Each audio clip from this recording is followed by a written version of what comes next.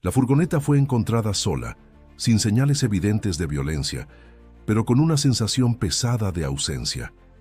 El silencio del amanecer en los alrededores del ejido Los Longoria contrastaba con el bullicio que horas antes había acompañado al último concierto del grupo fugitivo. Los amplificadores estaban aún cargados, cubiertos con mantas oscuras, como si alguien hubiese planeado regresar por ellos. Pero nadie lo hizo. Las primeras horas pasaron entre llamadas no respondidas, mensajes dejados en visto y un creciente nudo en el pecho de familiares y amigos.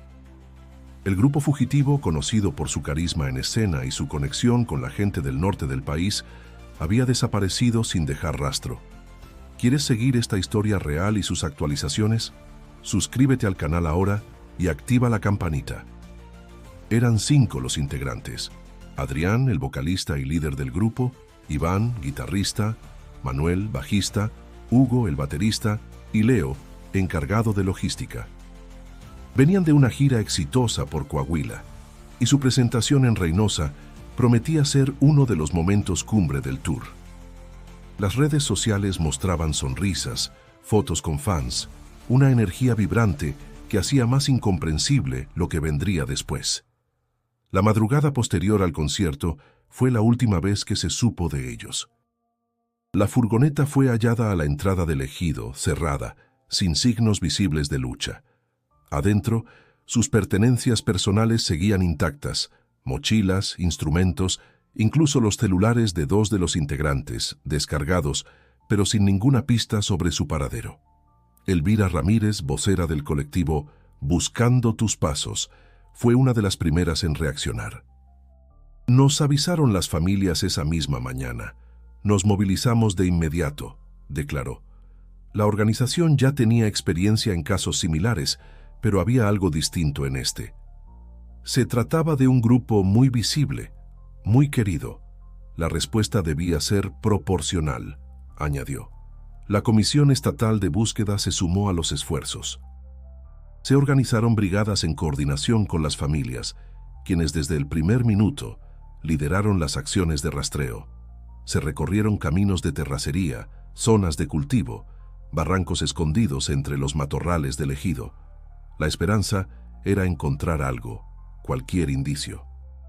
Días después, llegó el primer golpe. En una ladrillera abandonada al borde de un barranco se hallaron restos óseos. La noticia sacudió a todo Tamaulipas. Muchos medios nacionales titularon apresuradamente "Posibles restos del grupo fugitivo". Pero las familias no tardaron en alzar la voz. No hay pruebas, no hay cuerpos, afirmaron con firmeza. Elvira explicó que no se encontraron pertenencias que coincidieran con las de los músicos. No hay identificaciones, no hay ropa, ni siquiera una cadena que podamos decir esto era de ellos, dijo en entrevista con Carlos Zúñiga para Milenio. Aseguró que en los 2 predios inspeccionados, incluyendo la ladrillera, no hubo hallazgos que permitieran vincular de forma directa a los desaparecidos con los restos localizados. Las familias, mientras tanto, insistían en su llamado a la población: no dejarse llevar por rumores ni publicaciones falsas en redes. La Fiscalía Estatal no había presentado pruebas contundentes, y aunque las investigaciones continuaban, no había conclusiones definitivas. El colectivo Buscando tus Pasos mantuvo su postura. No cesarían las acciones hasta tener certeza. Hemos estado desde el minuto 1 con las familias, y vamos a seguir, recalcó Elvira. Su voz, quebrada pero firme, resonaba en cada entrevista, en cada comunicado. Mientras tanto, los rostros de los 5 músicos aparecían en pancartas, postes, paredes. Reynosa entera comenzaba a sentirse parte de la búsqueda. A pesar de los esfuerzos, sin pruebas fehacientes, las preguntas seguían abiertas. ¿Qué les pasó al grupo fugitivo? ¿Quién se los llevó? ¿Están vivos? El tiempo empezaba a jugar en contra. Cada día que pasaba sin respuestas era un nuevo golpe para los seres queridos, una nueva herida para una comunidad que exigía justicia. Pero nadie, ni siquiera las autoridades, imaginaba que este caso tomaría un giro inesperado con la llegada de un hombre conocido por su capacidad para resolver lo imposible. Las declaraciones de la Fiscalía no lograron convencer a nadie. La supuesta coincidencia de restos óseos con el caso del grupo fugitivo era, como mínimo, precipitada. Elvira Ramírez fue enfática. No hay ADN, no hay pertenencias, no son ellos. El vacío probatorio se convirtió en una herida abierta para las familias que se negaban a aceptar especulaciones como respuestas definitivas. Los cuerpos hallados fueron trasladados a laboratorios forenses, pero hasta entonces no se había presentado a las familias ni una prenda ni una identificación. La tensión creció. En cada conferencia de prensa, las madres exigían claridad. La incertidumbre era peor que cualquier confirmación, porque sin pruebas la esperanza no se rendía. La Ladrillera, un sitio olvidado a las afueras del ejido Los Longoria, se convirtió en símbolo de la confusión. Allí, entre ladrillos rotos y estructuras colapsadas, se encontraron huesos. Sin embargo, no se halló sangre, ni señales recientes de movimiento. Las condiciones del lugar eran complejas: acceso difícil, vegetación cerrada, animales salvajes. Todo esto complicaba aún más cualquier análisis concluyente. El segundo sitio investigado tampoco ofrecía claridad.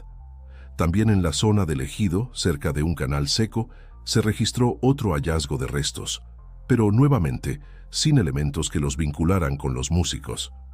La Fiscalía hablaba de posibles coincidencias, pero nunca entregaba resultados definitivos. Elvira insistía. Cada predio revisado ha sido gracias a la presión de las familias. Sin ellas no estaríamos aquí. Mientras tanto, los rumores continuaban creciendo en redes sociales. Algunas publicaciones aseguraban que el grupo había sido secuestrado por bandas criminales. Otras hablaban de un ajuste de cuentas, pero ninguna teoría estaba respaldada por pruebas reales. Y la desinformación solo entorpecía el trabajo de quienes verdaderamente buscaban. Los operativos, hasta ese momento, eran intermitentes. Se realizaban inspecciones puntuales, pero sin un plan integral. La coordinación entre la Fiscalía, la Comisión Estatal y los colectivos era frágil. Muchos sentían que la prioridad del caso se estaba diluyendo, perdiéndose entre otros expedientes. Fue en ese punto que surgió la posibilidad de reforzar las investigaciones. La prensa nacional comenzó a cuestionar el papel del gobierno federal. ¿Dónde estaba el apoyo desde las altas esferas? ¿Por qué no se habían movilizado recursos mayores? Los medios empezaron a hablar del caso como un reflejo de la impunidad que golpea al país. En medio de esta presión mediática, un nombre empezó a circular con fuerza: Omar García Harfuch. Conocido por su historial combatiendo el crimen organizado y recientemente designado como coordinador de seguridad nacional, Harfuch representaba para muchos una esperanza concreta. Su intervención en casos anteriores había sido decisiva. Y ahora era evidente que se necesitaba algo más que buena voluntad para romper el cerco del silencio. Elvira y las familias enviaron una carta abierta solicitando la intervención de instancias federales. Querían que Harfuch tomara el control operativo de la búsqueda. Su prestigio, su experiencia y su capacidad logística podían marcar la diferencia. La presión hizo efecto. A los pocos días, desde la Secretaría de Seguridad Nacional, se confirmó que Omar García Harfuch asumiría el caso. Su mensaje fue claro: redoblaremos los esfuerzos, no descansaremos hasta saber la verdad. La noticia fue recibida con aplausos por los colectivos que llevaban semanas sintiéndose abandonados. La zona del ejido Los Longoria fue marcada como prioritaria. Las líneas de investigación señalaban ese punto como epicentro de los últimos movimientos de los músicos. El testimonio de una mujer del lugar, que aseguró haber escuchado gritos y motores durante la madrugada posterior al concierto, cobró nueva relevancia. Harfuch, al frente del operativo, pidió un levantamiento geográfico completo de la zona. Se incorporaron mapas satelitales, imágenes aéreas y patrullajes permanentes. Por primera vez desde el inicio de la desaparición, parecía que una estrategia sólida tomaba forma. Elvira, aunque aún cautelosa, reconoció el cambio. Lo que necesitamos no es compasión, es acción. Y si él cumple lo que promete, Quizá esta vez sí tengamos respuestas. Pero nadie, ni siquiera Harfuch, imaginaba cuán profundo sería el misterio que estaban por desenterrar. Desde el momento en que Omar García Harfuch pisó Tamaulipas, el ambiente cambió. Su presencia imponía respeto, pero sobre todo, confianza. Nadie ignoraba su historial. Enfrentamientos directos contra el crimen organizado, operativos quirúrgicos y un enfoque implacable hacia los casos más delicados. Su llegada no era simbólica, era una declaración de guerra contra la indiferencia.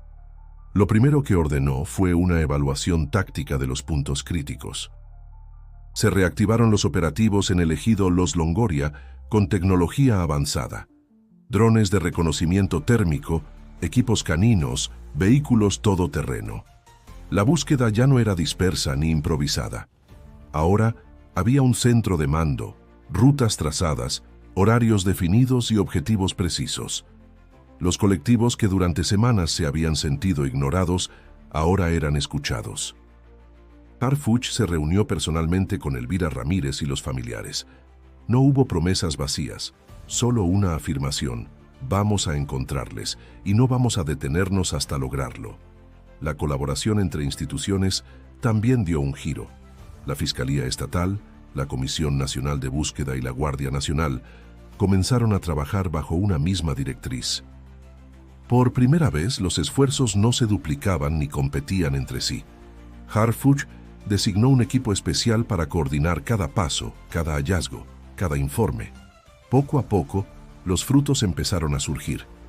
En una zona boscosa cercana a la ladrillera, se encontró una mochila deteriorada con restos de tierra y humedad. Dentro había un cuaderno con letras de canciones, una fotografía familiar y una pulsera de cuero. Los familiares identificaron los objetos como pertenecientes a Hugo, el baterista del grupo fugitivo. Ese hallazgo reavivó la esperanza.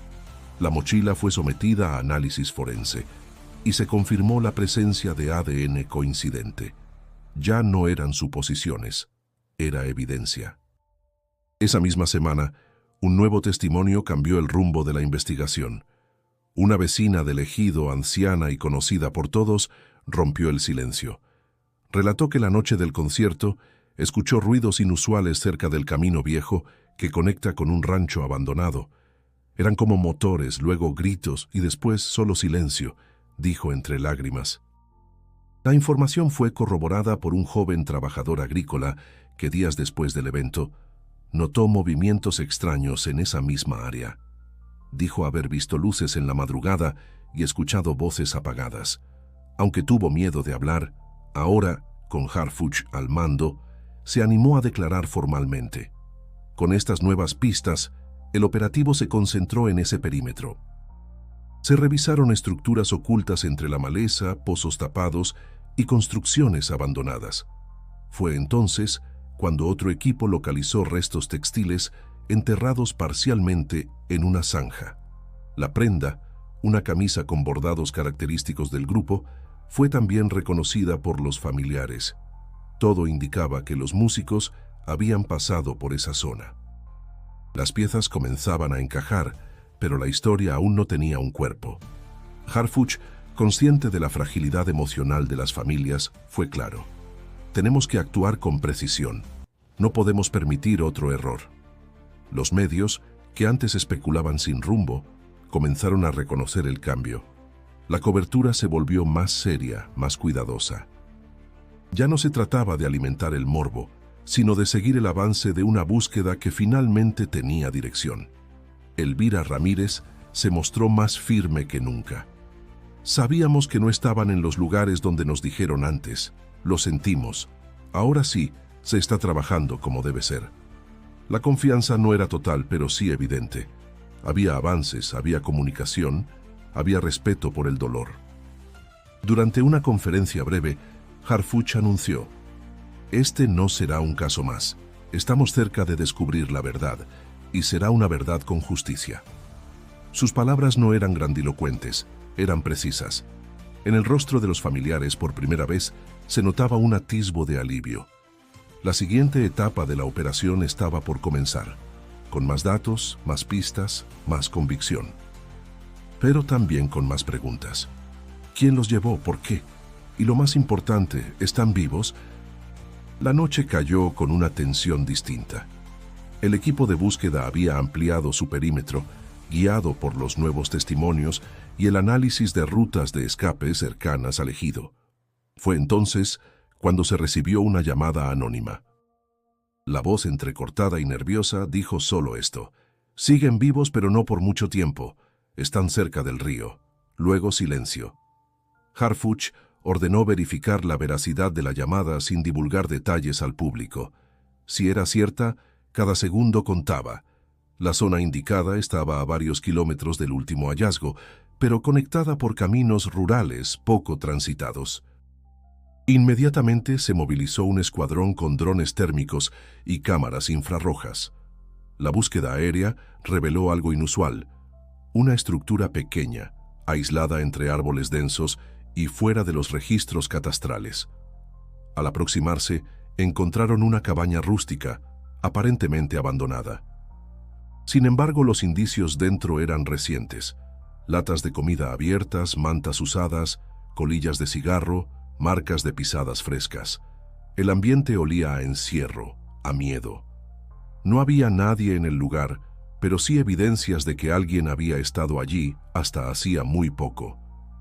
Entre los objetos dispersos, se hallaron hojas sueltas con fragmentos de letras, firmas reconocibles de los integrantes del grupo fugitivo. También una gorra con bordado personalizado, propiedad de Iván, el guitarrista. Las familias, al enterarse del hallazgo, sintieron una mezcla de esperanza y angustia.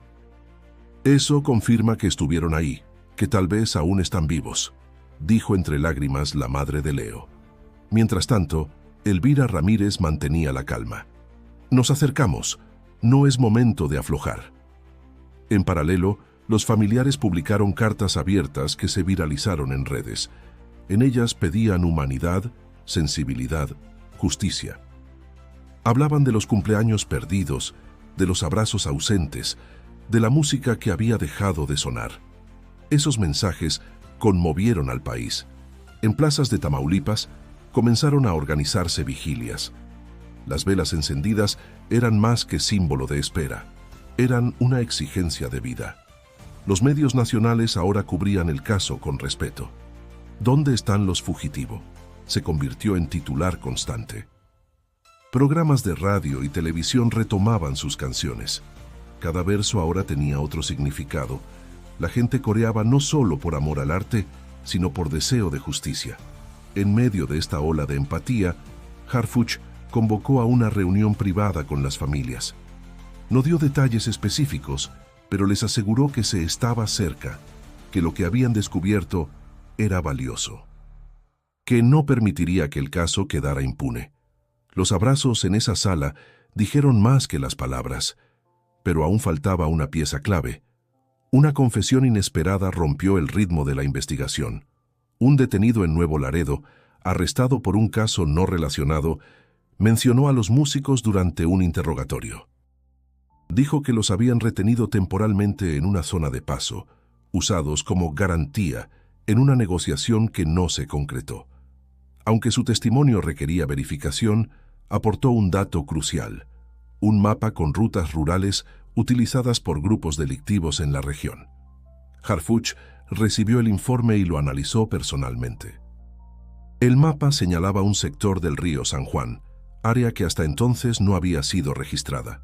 Ordenó el despliegue inmediato de fuerzas a ese lugar, pero advirtió: «Vamos a entrar con estrategia. Si están vivos, debemos evitar cualquier acción que los ponga en peligro». El equipo de rastreo se preparó con sigilo. No habría comunicados ni cámaras. Solo pasos firmes hacia una verdad que se resistía a ser revelada. Mientras tanto, los familiares permanecían en un campamento improvisado cerca del comando central. Cada movimiento del helicóptero, cada notificación por radio, era un golpe al corazón.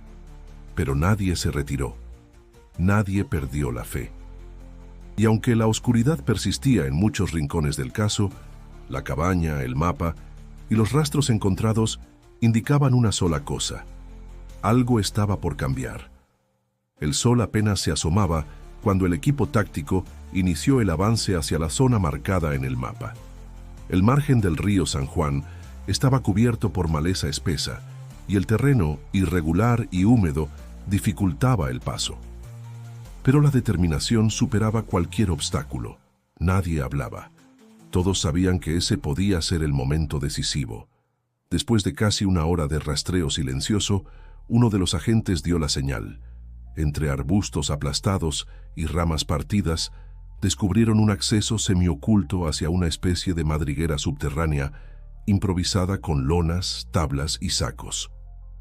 El ambiente era denso, cargado de humedad y abandono, pero ahí, en ese espacio estrecho, encontraron algo que nadie esperaba. Dos de los músicos, Adrián y Leo, estaban vivos, aturdidos, débiles, con signos de deshidratación y confusión mental, pero conscientes. Sus cuerpos temblaban, sus ojos tardaron en reconocer rostros. Apenas lograron decir algunas palabras. ¿Vinieron por nosotros? ¿Dónde están los demás? Los agentes les aseguraron que estaban a salvo y que harían todo lo posible por encontrar a los otros tres. Fueron trasladados en helicóptero a un hospital cercano bajo estricta seguridad. La noticia no tardó en llegar al campamento de los familiares. Elvira Ramírez fue la primera en confirmarlo. Los encontraron, están vivos. Gritos, abrazos, lágrimas. La alegría estalló con una fuerza que contrastaba con semanas de angustia. Las redes sociales explotaron. Medios de comunicación interrumpieron sus transmisiones. El país entero celebraba un milagro, pero la emoción fue contenida por un sentimiento más profundo. Aún faltaban tres. La búsqueda no se detendría. Harfuch dio una conferencia breve pero impactante. Hemos encontrado con vida a 2 miembros del grupo fugitivo. Su testimonio será clave para localizar a los demás. Seguimos en la zona, seguimos buscando, y no vamos a parar. Los médicos informaron que ambos sobrevivientes estaban estables.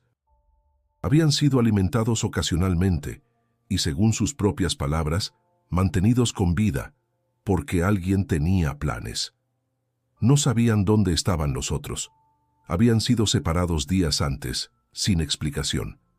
La amenaza era constante, el encierro absoluto. Mientras se ampliaba el perímetro de búsqueda, la sociedad mexicana se volcaba con un solo clamor: justicia. El caso se convirtió en símbolo nacional de resistencia, de lucha contra el silencio y de la fuerza de las familias que nunca dejaron de buscar. Los homenajes comenzaron a multiplicarse. En cada concierto, cada evento, cada esquina, se escuchaban las canciones del grupo fugitivo. Sus letras adquirieron un nuevo valor. «Regresaremos a cantar», dijo Adrián desde su cama, apenas audible, pero con una determinación inquebrantable. Elvira Ramírez, ahora reconocida en todo el país, declaró: «Este logro es de las familias, de las madres que no se rindieron, de la gente que creyó, pero también de quienes respondieron. Hoy Harfuch nos ha demostrado que sí se puede».